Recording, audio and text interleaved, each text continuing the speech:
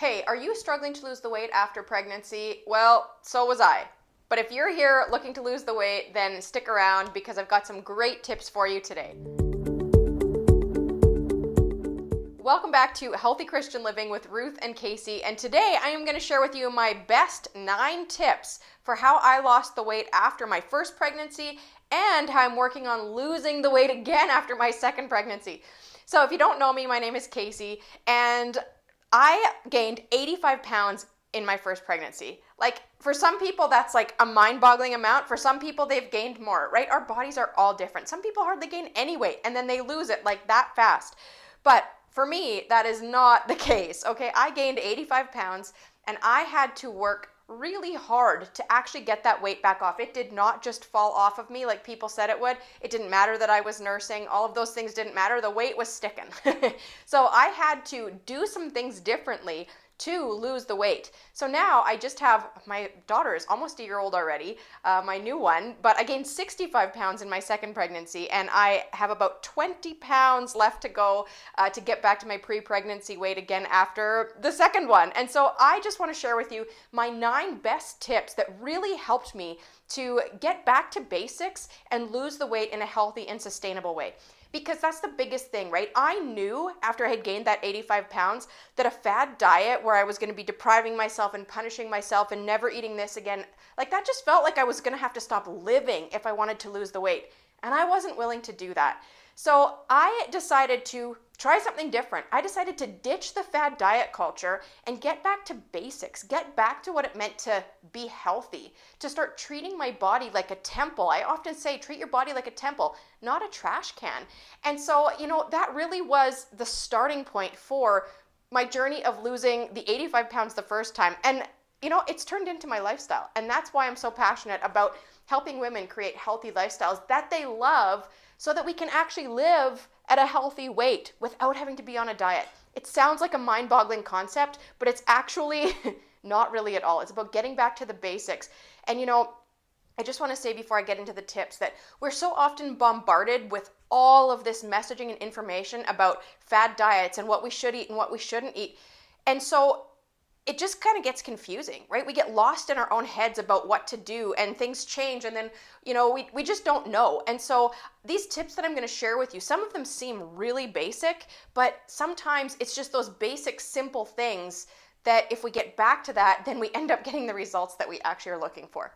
So I've got 9 tips. The first one, the first 2 are not so practical, but they're very, very important. And then I'm going to give you some real practical ones for the last 7. So the first tip is this.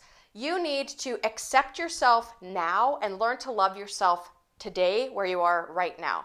And you may have heard this type of concept before, but if you think about the fact that, we often don't like ourselves when we go on diets, right? That's often why we start a diet, because we hate the way that we look, we're embarrassed, all these things about disliking ourselves.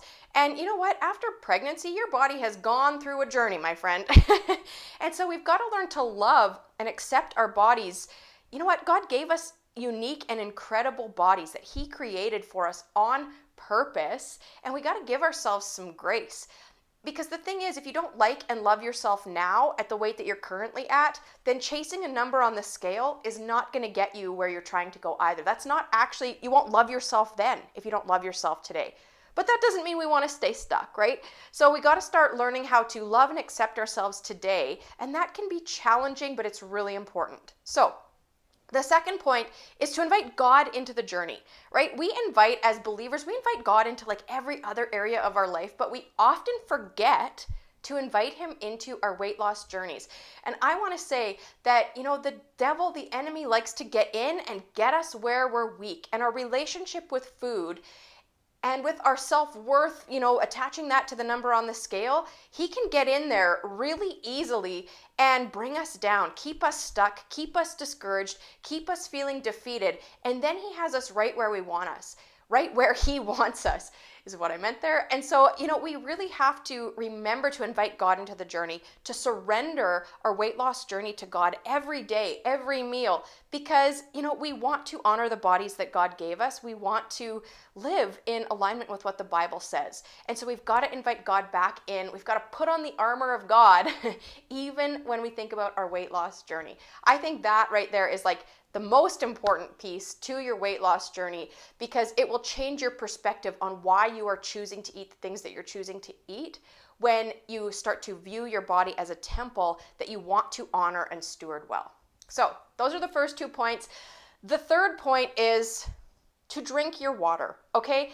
This is such an important aspect of losing weight, because when you drink your water, your body is able to flush out the toxins. Your body's able to function appropriately. So many of us are struggling to drink our water because, and this is to a further point that's coming up, we're so busy drinking all these other things that are filled with junk, that are filled with sugar, that are filled with crap, that we're not actually even drinking enough water for our bodies to function properly, because our bodies are made up primarily of water. So the quickest rule of thumb for the amount of water that you should be drinking is to divide your body weight in half and drink that much water in ounces. So you would go, if you're 200 pounds, just for easy numbers, you would divide it in half, so 100. So you should be drinking 100 ounces of water per day. So if that sounds totally overwhelming, start where you're at, okay? If you're not currently drinking any water, then start by adding 1 or 2 glasses into your day, and then build from there, right? Start with small micro goals so that you can actually achieve them, and then you'll want to keep going, rather than setting, this huge goal that feels overwhelming and then you don't even bother trying, okay? So small steps in the right direction is what we want to do. Okay, the next tip is to have healthy foods prepped and ready to go in your fridge. Now, as busy moms, because with small kids, we all know it can be hard to take care of ourselves, right? We're busy taking care of everybody else. Sometimes it's even hard to sit down and be able to eat a meal. Sit down, who am I even talking about? We often can't sit down. We often don't even have time to eat, but that is a mistake. So we have to work at having healthy foods ready and available for ourselves so that we can actually fuel our bodies well with good food. So what does that mean? Okay, well, you know what? Some simple tricks are buy the pre-cut carrots at the store. Yes, they are not the best, but it's a whole heck of a lot better to grab a handful of carrots for a snack than it is to grab a handful of chips. And it does your body a lot more good. So have healthy stuff. An apple is an easy snack to grab with some peanut butter. Make extra at meal times so that, if you make more dinner, you can have leftovers for lunch tomorrow of good, healthy food rather than always just grabbing the junk because we're in a hurry and it's convenient. So buy stuff at the grocery store that you like, that is good for you, that you can have on hand, because we're busy, right? It's hard to actually take the time to take care of ourselves. So another big tip, kind of in conjunction with that one, is to actually make sure that you are eating your meals, right? Sometimes, I know I can be so guilty of this. I will go till 3 o'clock and I have not even actually eaten all day. I have snacked on this and I've taken one bite of that and I've finished my daughter's breakfast and I've, eaten half of a banana that was left over, and then I've had a granola bar or something, but I haven't actually eaten. I haven't sat down to a meal, or not sit down, but I haven't actually had a meal. And so my body's hungry and looking for nourishment. And so I'm just giving it all these empty calories all day, and then I'm hungry all day. Where if I actually just took the time to have a good healthy breakfast, have a good healthy snack, have a good healthy lunch, my body would be thanking me for it. And you know what? You're going to consume a lot less junk that way if you actually make a point of eating your meals. And sometimes this is a little bit of an uncrossing of wires in our brain too, because we feel ooh, I haven't eaten anything all day and I'm trying to lose weight. But that's terrible. Our bodies need food as fuel so that we can run, so that we can have the energy that we need to take care of our families. Am I right? Okay, the next big tip that I have for you, and this is one that I struggle with, but it's so good. Dinner and done. After you finish eating your dinner, you don't need to eat anymore. And I know we can get stuck in this cycle of the kids go to bed, now I'm gonna treat myself because I deserve to have this and I deserve to have that because I had a hard day and I'm tired and all the things. But that's not actually helping you achieve your goals of weight loss. And so if you get in the habit of dinner and done, you will be doing your weight loss journey and your body a whole lot of favors. That also helps to incorporate a little bit of intermittent fasting into your day if you stop eating after dinner and then don't eat anything else until the next morning, which there's a lot of good information out there about intermittent fasting and how it's actually good for us. So, dinner and done. The next tip that I have for you is to cut back on your sugar. Start reading labels. Oh my goodness, I don't believe in diets where we say we're never having this again or never having that again, but we have got to get back to the basics with what we are choosing to consume as food. And let me tell you that sugar is not good for us. Now, does that mean you're never going to eat sugar again? No, it doesn't. Does that mean you're never going to eat a piece of birthday cake again? No, it doesn't. But we need to start becoming aware of how much sugar we're actually consuming. And the statistics are showing that the average North American is consuming like around 120 grams of sugar per day, which is almost 5 times the amount of sugar that we should be having per day. Our bodies are designed to have like around 25 to 30 grams of sugar per day. And we want that sugar to be mostly from healthy sources like fruit. But most of us are not consuming 120 grams of sugar per day from fruit. We're having a lot of sugar from a lot of processed junk that really, it's not going to help you lose the weight and it's not healthy for your body. I know that one can be a little bit of a hard one to, actually accept and let go of because lots of us are actually addicted to sugar and it's hard to let go of that. But if we want to lose weight, if we want to treat our bodies like a temple, we got to start managing how much sugar we are consuming on a daily basis, okay? The next tip is get moving. This doesn't have to be rigorous exercise that you feel like you don't have time for in your day. If you move for 10 minutes, if you have a dance party in the living room with your kids for 10 minutes, just get moving, right? The more that we are able to move our bodies, the better we feel more than anything. And it's good for your weight loss too. So get moving. And my last tip for you today is to avoid the foods that are trigger points for you. And for me, I'm just going to tell you it's chips. If I start eating chips, oh my goodness, I'm done. I cannot stop. And there's this little saying that goes, none is sometimes better than one. Because if you cannot stop at one, then you just shouldn't even bother starting. So you know the food that it is for you. Lots of women, it's chocolate. Lots of women, it's ice cream.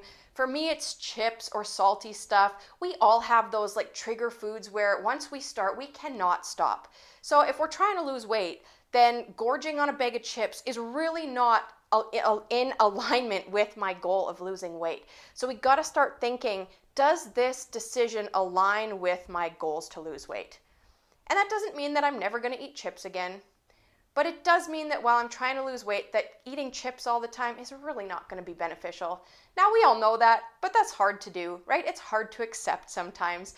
So again, that brings me back to why it's important for us to surrender this journey to God. And you know what? To think about losing the weight as honoring and stewarding the body that God gave you. It's not punishing yourself. It's not about depriving yourself of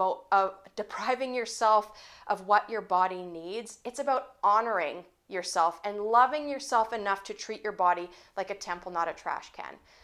So I hope that those tips have been helpful for you. I know that this stuff can get overwhelming with the amount of information that's out there, and that's actually why Ruth, my mom, and I created our 10-day weigh down plan, because I was like, I need to figure out a way to lose this weight without being on a diet, where it's getting back to basics, where it is about all of these things that I just shared with you, about loving yourself, about inviting God into the journey, about eating real, good, wholesome food that actually fuels my body. It's not a diet. It's about learning how to live a healthy lifestyle. And so, that's really why the 10-day weigh down plan came to be, was because I needed help losing that first 85 pounds. And it worked. Now I am busy losing this 65 pounds that I gained in my second pregnancy. And so if you want to know more information about it, make sure that you check out the link in the description below, because I know that it will help you too. So thank you for being here. If you have not already, go ahead and subscribe to our channel, like this video, put a comment below, let me know what resonated with you, what didn't. I will answer you. And until next time, make sure that you treat your body like a temple, not a trash can.